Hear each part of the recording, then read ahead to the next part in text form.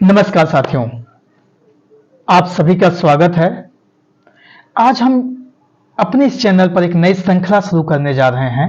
एक ऐसी श्रृंखला जहां पर हम बात करेंगे भारत के, दुनिया भर के उन तमाम व्यक्तियों का जिनके किसी एक आइडिया ने पूरे दुनिया को समझने के, सोचने के नजरिए को बदला है। हम इस श्रृंखला में भारत के कुछ व्यक्ति जैसे कि गांधी, अंबेडकर, पेरियार, फुले, राजा राम मोहन राय, राम मनोहर लोहिया, जयप्रकाश नारायण, दीनदयाल उपाध्याय, अमर्त्य सेन, रविंद्रनाथ टैगोर, विवेकानंद, भारत के कुछ प्रमुख दर्शन जैसे कि चारवाक, जैन, बुद्ध, वेदांत और दुनिया के पाश्चात्य दार्शनिकों के कुछ विचार, उन सबकी एक श्रृंखला मैं शुरू करने जा रहा हूं अपने इसी चैनल पर। शुरू करूंगा सबसे पहले उस व्यक्ति के बारे में जिसको भारतीय राजनीति में नैतिकता का राजदूत कहा जाता है। एक ऐसा व्यक्ति जिसको हम मानते हैं कि वो भारत का मोरल एम्बेसडर है। दुनिया में कहीं कुछ भी होगा तो उस व्यक्ति को याद किया जाता है। हम शुरू करने जा रहे हैं एक ऐसे व्यक्ति के बारे में जिसके बारे में आइंस्टीन ने कहा था कि आने वाली पीढ़ियां शायद इस बात पर भरोसा कर पाएं कि कोई हाड़ मांस का एक व्यक्ति इस पृथ्वी पर ऐसा भी पैदा हुआ था। हम बात करने जा रहे हैं एक ऐसे व्यक्ति की जिसने दुनिया के विभिन्न देशों में, विभिन्न क्षेत्रों में शोषितों और वंचितों की आवाज बना। एक ऐसा व्यक्ति जिससे प्रभावित हुए जूनियर मार्टिन लूथर किंग, जिससे प्रभावित हुए नेल्सन मंडेला, आंग सान सू की, और जिनसे आज भी भारत का या दुनिया का तमाम जनमानस प्रभावित होता है। जब हम किसी समस्या से जूझते हैं, वो चाहे सरकारी तंत्र हो या समाज का कोई हिस्सा, तो हम बात करते हैं धरना प्रदर्शन की, हम बात करते हैं भूख हड़ताल की। हम उसी व्यक्ति के बारे में आज बात करने जा रहे हैं। वो व्यक्ति जिन्होंने भारतीय स्वतंत्रता की लड़ाई को एक जन आंदोलन बनाया, एक ऐसा आंदोलन जिसे कहा जाता था कि ये एलिटों का आंदोलन है। स्वतंत्रता भारत के आम जनमानस की स्वतंत्रता नहीं होकर के कुछ वकीलों, कुछ अपर क्लास के व्यक्तियों की बात है। जिस इंडियन नेशनल कांग्रेस के बारे में कहा गया कि साल में एक बार इकट्ठा होते हैं, मेढक की तरह टर्राते हैं और फिर अपने कामों में लौट जाते हैं, जिसका आम जनमानस के साथ कोई सरोकार नहीं था, उस आंदोलन को आम जनमानस तक पहुंचाने वाले उस व्यक्ति के बारे में आज बात करने जा रहे हैं। बात करने जा रहे हैं हम महात्मा गांधी की। महात्मा गांधी के इतिहास के बारे में हम कोई बात नहीं करने जा रहे हैं। हम सब जानते हैं कि गांधी की जो परवरिश हुई एक मिडिल क्लास से, वहां से बैरिस्टर बनते हैं। बैरिस्टर बनने के बाद एक फील्ड लायर हैं भारत में, अफ्रीका जाते हैं। अफ्रीका के कुछ घटनाएं उनके जीवन में, पिट्समॉरिसबर्ग की घटना जहां पे उनको फेंक दिया जाता है उस ट्रेन में से, उसके बाद अफ्रीका में मैरिज एक्ट का विरोध करना हो या गिरमिटिया जो कानून था उसको विरोध करना हो, वो सब चीजों के बाद जब गांधी वापस इंडिया आते हैं तो यहां पर चंपारण से लेकर के नोवाखली तक की बात जो करते हैं, उसमें कुछ आइडिया से गांधी प्रभावित रहे हैं। तो हम इतिहास पर बात न करके गांधी के उन आइडियाज पर बात करने जा रहे हैं। हम ये जानेंगे कि गांधी जो आंदोलन में कर रहे थे, वो चौरी चौरा होने पर आंदोलन को वापस ले रहे हैं, तो क्यों ले रहे हैं। हम गांधी के इन्हीं सब पहलुओं पर जानेंगे, जो उनके एक्ट थे उसके पीछे के गाइडिंग प्रिंसिपल्स क्या थे। गांधी पर मेरी कोई अंतिम समझ नहीं है, गांधी को मैं भी सीख ही रहा हूं, समझ रहा हूं और शायद बहुत कम जान पाया हूं, समझता रहूंगा आगे चल करके जैसे जैसे कुछ समझूंगा। लेकिन कुछ चीजों पर हम बात करेंगे और उस पर भी जितनी मेरी समझ है।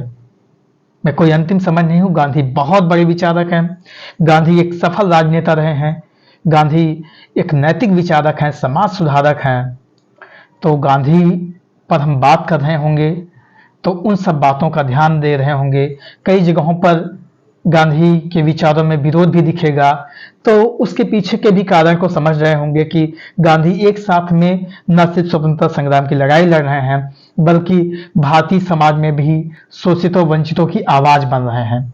गांधी महिलाओं के बारे में भी बात कर रहे हैं, गांधी हरिजनों के बारे में भी बात कर रहे हैं, गांधी दलित उत्थान की भी बात कर रहे हैं। तो एक राजनेता, एक समाज सुधारक, कई बार उसमें कुछ विरोध भी दिखेंगे, आइडिया में कंट्रास्ट भी दिखेगा, लेकिन हम उसके पीछे कारण को भी समझ रहे होंगे। हम इसी में ये जान रहे होंगे कि गांधी का अंबेडकर के साथ में क्या विरोध है। हम ये जान रहे होंगे कि गांधी का रविंद्रनाथ टैगोर के साथ में क्या समानता है, क्या विरोध है। हम ये भी देख रहे होंगे कि जब गांधी भारत में आ रहे हैं तो भारत में अंग्रेजों का शासन है, पूंजीवाद चरम पर है, औद्योगिकरण हो चुका है, लोगों का शोषण हो रहा है, तो उसका विरोध किया कैसे जाए। तो हम देखेंगे कि गांधी पूंजीवाद का विरोध कैसे करते हैं, उपभोक्तावाद का विरोध क्यों कर रहे हैं, शहरीकरण का विरोध क्यों कर रहे हैं, तकनीकी का, प्रौद्योगिकी का विरोध गांधी क्यों कर रहे हैं, वकीलों का, डॉक्टरों का विरोध क्यों कर रहे हैं। साथ में हम जानेंगे कि गांधी के काम करने का तरीका क्या है, गांधी उचित की पहचान कैसे करते हैं, किसको समझते हैं कि उचित है, तो कैसे जानते हैं वो उचित क्या है, और गांधी के कुछ नैतिक सिद्धांत, जिसमें स्वराज, स्वराज में भी आध्यात्मिक स्वराज, आर्थिक स्वराज, राजनीतिक सामाजिक स्वराज, इन सब पर बात करेंगे। गांधी के अन्य सिद्धांतों में सत्याग्रह क्या है, न्यासिता क्या है, ट्रस्टीशिप, सर्वोदय क्या है, साध्य साधन की पवित्रता की अनिवार्यता क्यों है, अराजकतावाद का समर्थन क्यों कर रहा है, क्या गांधी मार्क्स के जैसी अराजकता चाहते हैं, गांधी के अराजकतावाद और मार्क्स के अराजकतावाद में कार्ल मार्क्स के अराजकतावाद में क्या अंतर है, गांधी के साथ सामाजिक पाप क्या है। गांधी जब ये बता रहे हैं कि जब आप पब्लिक लाइफ में होंगे, सार्वजनिक जीवन में होंगे, तो आपको क्या नहीं करना है, आपके वो सामाजिक पाप क्या हैं। गांधी का आध्यात्मिक व्यक्तिवाद क्या है, गांधी वर्ण व्यवस्था का समर्थन क्यों कर रहे हैं, इन सब पर बात करेंगे। तो शुरू करते हैं गांधी पर कुछ बातें। गांधी के बारे में सबसे पहली चीज जो हम जानने जा रहे हैं वो ये है कि गांधी उचित की पहचान कैसे करते हैं, नैतिक विचारकों का योगदान क्या होता है। नैतिक विचारक ये बताते हैं कि हमको क्या करना चाहिए, क्या नहीं करना चाहिए। तो क्या करना चाहिए, ये क्यों करना चाहिए, इस पर बात करेंगे। तो कहेंगे कि हमको वही करना चाहिए जो उचित हो। तो उचित है क्या, इसको कैसे जानेंगे। तो गांधी कहते हैं कि यदि कोई व्यक्ति उचित कार्य तभी करेगा जब वो ये जानेगा कि उचित क्या है।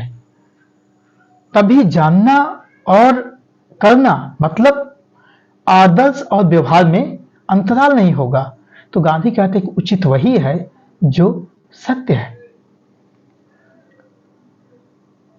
तो सत्य में क्या होगा, सत्य की सहायक में दो दशाएं होंगी। एक वो होंगी जो उसकी सहायक दशा होंगी सत्य की प्राप्ति में, दूसरी वो होंगी कि ऐसी चेतना होंगी जो सत्य की प्राप्ति में बाधक होंगी, वो उचित की समझ को कमजोर कर रही होंगी। दूसरी सहायक दशाएं उचित की समझ को बेहतर बना रही होंगी। तो उचित की समझ क्या है, यही चेतना जो आपकी चेतना। गांधी मानते हैं कि मनुष्य का जो शरीर है वो मूलतः चेतना है या आत्मा है। तो मनुष्य की समझ क्या है, मनुष्य की, व्यक्ति की अपनी समझ क्या है, उस आधार पर गांधी सत्य को डिफाइन करते हैं।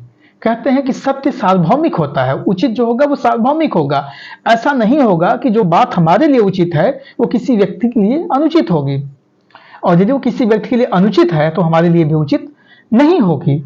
और ये तब संभव है जब वो सार्वभौमिक हो, समावेशी हो, सबका समावेशन हो।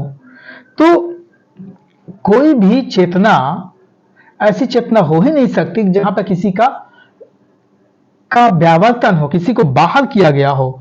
तो ऐसी चेतना और की समझ जो है, उसी को गांधी कहते हैं कि ये समझ सत्य के लिए सहायक चेतना होती है। दूसरी चेतना ऐसी चेतनाएं होंगी जो सत्य की समझ को, उचित की समझ को कमजोर कर रही होंगी, जिसको मानते हैं कि जो आपकी के स्वार्थ ना, स्वार्थयुक्त चेतना जो होंगी वो आपकी समझ को कमजोर करती हैं। अब स्वार्थयुक्त चेतना के पीछे का कारण क्या है, तो हम ये जानेंगे कि स्वार्थ का मूल कारण क्या है। स्वार्थ का मूल कारण है लालच या उपभोक्तावाद। और जब ऐसी चेतना डेवलप होगी तो वो चेतना स्वहित की चेतना होगी, इसमें किसी का समावेशन होगा नहीं। तो ऐसी चेतना जो इस चेतना को मान रहा होगा, इन्हीं आधारों पर, दो चेतनाओं के आधारों पर मनुष्य की समझ क्या है, गांधी इसको डिफाइन करते हैं। दुनिया के जो वेस्टर्न्स लोग हैं वो ये मानते रहे, जब अंग्रेज भारत में आए वो तो ये बताते रहे कि भारतीय जो लोग हैं वो उनके अंदर सिविक सेंस नहीं है, वो असभ्य हैं, वो कुछ जानते नहीं हैं ना। तो ये बात बता करके वो कहते हैं कि चूंकि जो व्हाइट रेस है, जो श्वेत लोग हैं, उनका ये नैतिक दायित्व है कि लोगों को सभ्य बनाएं। गांधी उसी की एंटीथेसिस दे रहे हैं। और उनकी सभ्यता का जो मानक था, जो वेस्ट की सभ्यता का मानक था, जो अंग्रेजों की सभ्यता का मानक था, वो मानते थे कि हमको वही काम करना चाहिए जो शरीर की के उपभोग में वृद्धि करे। हमको वो काम करना चाहिए जो जिससे इंद्रियों की इच्छाएं पूरी हों ना।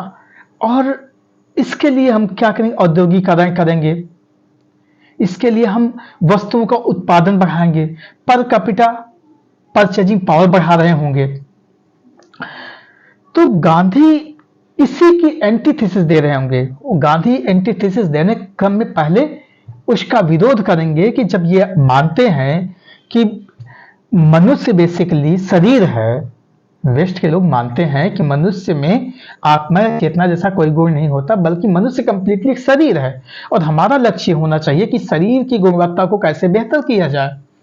गांधी उसकी एंटीथेसिस देते हुए कहेंगे कि मनुष्य शरीर ना होकर के चेतना है और हमको चेतना का विकास करना है। इसलिए गांधी कहेंगे कि हमको आध्यात्मिक विकास करना है। चेतना को अंग्रेजी में स्पिरिट बोलते हैं और वही स्पिरिट स्पिरिचुअल डेवलपमेंट की बात करता है। तो हमको आध्यात्मिक विकास करना है। तो गांधी का मॉडल यह है कि यदि हम चेतना का विकास करेंगे तो चेतना का नेचर सार्वभौमिक होता है, उसमें किसी को बाहर नहीं किया जाता। तो इसलिए चेतना का विकास, ये आध्यात्मिक विकास हमको करना होगा। और इसी की एंटीथेसिस देते हुए गांधी वेस्ट की आलोचना करते हुए, अंग्रेजों की आलोचना करते हुए कहते हैं कि जो लोग ये मानते हैं कि मनुष्य शरीर है और हमको शरीर की इच्छाओं को पूरी करना है, तो गांधी कहते हैं कि शरीर की इच्छाएं तो अनंत हैं, असीमित हैं। अनंत और असीमित इच्छाओं को कैसे पूरा किया जा सकता है, जबकि पृथ्वी के पास तो संसाधन ही सीमित हैं। तो जब सीमित संसाधन होंगे तो असीमित इच्छाओं की पूर्ति कैसे करेंगे, और जब असीमित इच्छाओं की पूर्ति नहीं कर पाएंगे तो मनुष्यों में अंतर विरोध होगा, संघर्ष होगा, लालच बढ़ेगा, स्वार्थ बढ़ेगा। और जब लालच और स्वार्थ बढ़ रहा होगा तो लोगों में हिंसक प्रवृत्ति बढ़ रही होगी, लोग आपस में हिंसा फैला रहे होंगे, समता मूलक समाज की स्थापना में ये बात बाधा होगी। और जब चूंकि कुछ लोग अपने स्वार्थ और लालच को पूरा कर रहे होंगे तो बहुत सारे लोग उस स्वार्थ और लालच को पूरा करने में सक्षम नहीं होंगे, वो उससे बाहर होंगे। और अंग्रेज के लोग शहरीकरण या उपभोक्तावादी जो प्रवृत्ति है, जो भारत में आकर हमको सभ्य बनाने की बात कर रहे हैं, वो बेसिकली अपना स्वार्थ पूरा कर रहे हैं, अपने लालच को फुलफिल करने की कोशिश कर रहे हैं, वो हमको सभ्य नहीं बना रहे हैं। तो पहली बार गांधी आकर के बताते हैं कि अंग्रेज हमारे हित में कोई काम नहीं कर रहे हैं, बल्कि वो अपने हित में काम कर रहे हैं। इसके पहले कोई इस आधार पर आकर के बात नहीं करता है। इसी को हम भारतीय राजनीति में कहते हैं कि गांधी पहले व्यक्ति हैं जो आकर के लोगों के अंदर ये मोराल बूस्ट करते हैं कि भाई हम सही हैं, हमारी आइडियाज सही थे, ये लोग गलत हैं। इसके पहले हम इसी बात से डरे सहमे थे कि हमारे जो आइडिया हैं, जो ये बता रहे हैं ये सही हैं, ये ज़्यादा बेहतर जानते हैं, हम अच्छा नहीं जानते हैं। और पहली बार गांधी आते हैं और भारतीयों की चेतना को बेहतर करने की कोशिश करते हैं और ये बताने की कोशिश करते हैं कि जो अंग्रेज हैं वो सही काम नहीं कर रहे हैं, वो उचित काम नहीं कर रहे हैं। और गांधी अपनी उचित की जो समझ है वो डेवलप कर रहे हैं सत्य से, चेतना से। और मनुष्य की समझ क्या है, मनुष्य की उनकी समझ क्या है। अंग्रेज लोगों की मनुष्य की समझ शरीर था, जबकि गांधी के मनुष्य की समझ उसकी चेतना है। तो गांधी उस चेतना का विकास करना चाहते हैं और एक एंटीथेसिस डेवलप कर रहे हैं अंग्रेजों के पूंजीवाद के विरोध में, उनके औद्योगिकीकरण के विरोध में। मानते हैं कि व्यक्ति बेसिकली एक आध्यात्मिक इकाई है और उस आध्यात्मिक इकाई का मनुष्यों का के जो समझ है उसमें जो इच्छाएं हैं, इच्छाओं पर चेतना का नियंत्रण होना चाहिए।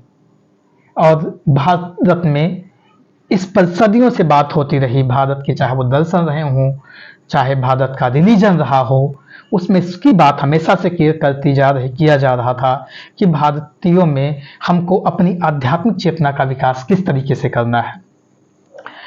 तो जो अंग्रेजों का मॉडल था उसमें उस शरीर की मांग से तय हो रहा था, जबकि गांधी आते हैं तो गांधी चेतना से उचित की पहचान को डेवलप कर रहे हैं और कहते हैं कि व्यक्ति की इच्छाओं पर चेतना का नियंत्रण होना चाहिए या आत्मनियंत्रण होना चाहिए। इसी को गांधी बोलते हैं स्वराज।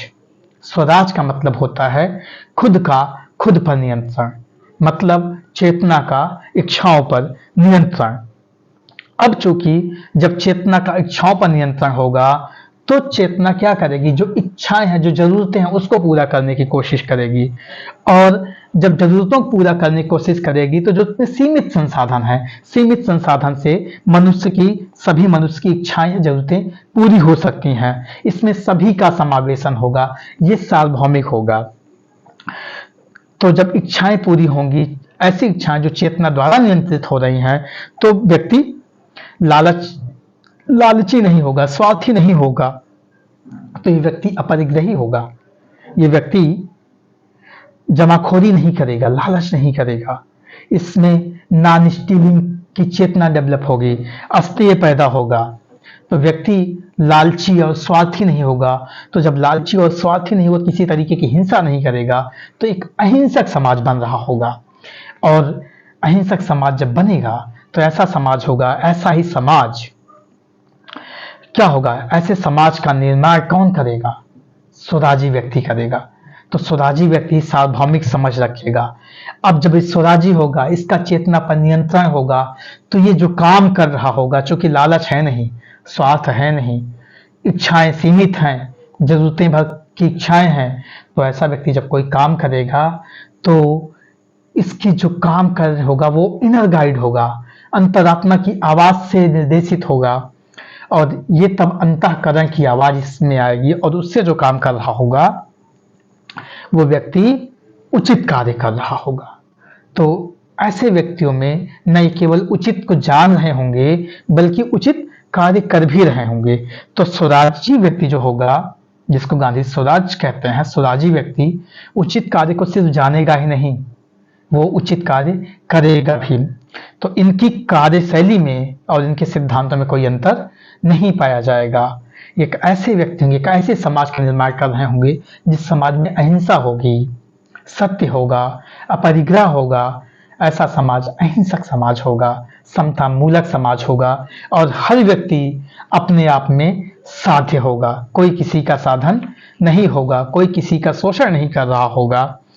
तो इस तरीके से गांधी अंग्रेजों का आइडिया के लेवल पे विरोध करते हैं। पहली बार कोई व्यक्ति अंग्रेजों को उनकी थियरीज के आधार पे जहां पर बता रहे हैं उसका विरोध करते हुए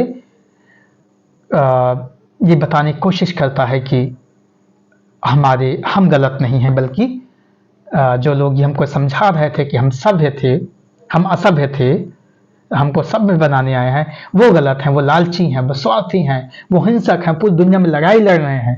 हमने तो कोई लड़ाई नहीं लड़ी, हमने तो एक ऐसा समाज बनाया था जो चेतना द्वारा ड्रिवन था, चेतना द्वारा संचालित था। तो गांधी का यही स्वराज है। अगले के कुछ वीडियो मिलेंगे गांधी किसी अगले सिद्धांत के साथ में। तब तक जुड़े रहिएगा, लाइक कीजिएगा, सब्सक्राइब कीजिएगा, कुछ सजेशन हो तो वो भी बताइएगा।